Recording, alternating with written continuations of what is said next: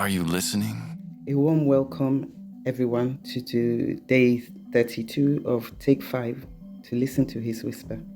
Today's Bible passage is taken from 1 Kings chapter 19, 11 to 13. Permit me to ask, what do you do when you've just obeyed God and then you receive a death threat?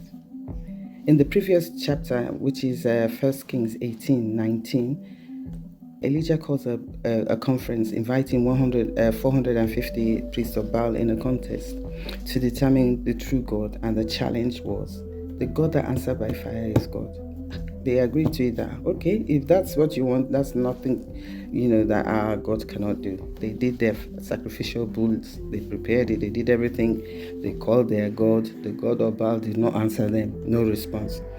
In order not to waste time, Elijah said, are you sure he's not going to, maybe he has trouble. He was taunting them. Where's this your God? Anyway, to cut the long story short, he did his own presentation of sacrifice was so, the offering was just slightly different in preparation, because he cut the pieces, then he put wood, and then he poured water on it. And then he said, let it be known. He called the God of his ancestors. He called it with passion. He called it with boldness. He called it with faith. And said, let it be known today that you are a God in Israel, and that I am your servant, and I have done all these things according to your command. Within an instant, fire came down from heaven. And what? The Baal priests were put to shame because they all bowed down to the God of Elijah.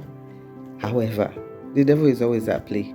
And then this news reached, the paparazzis are taking it to Ahab's wife, Jezebel. And when she heard the news, she said, really?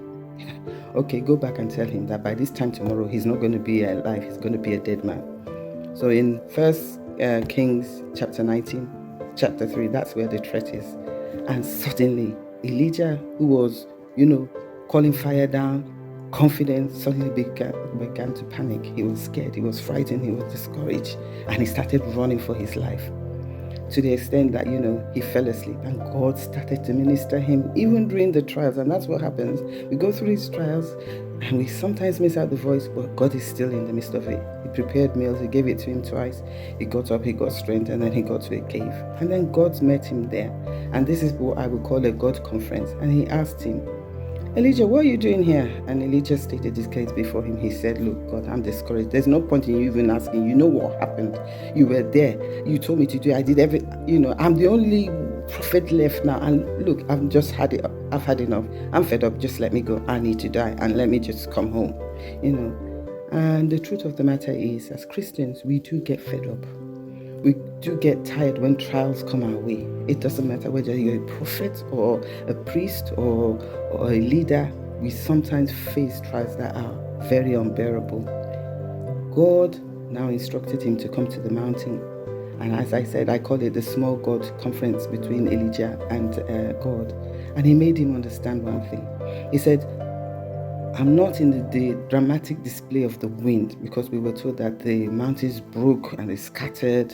He said he's not in the display of the earthquake either. You know what an earthquake, it rumbles from underneath. He said, I'm not there. Even in the fire that you see, that, the blaze of a fire, I'm not in that display.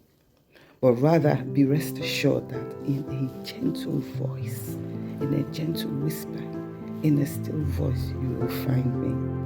God called Elijah out of depression, isolation, and brought him back to restoration.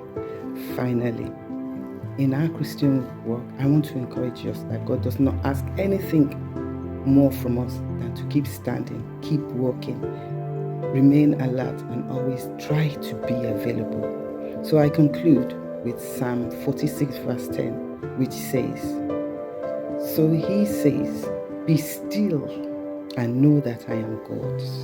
I will be exalted among the nations. I will be exalted on the earth. The Lord Almighty is with us. The God of Jacob is our fortress. Be still. Listen to his whisper. Peace.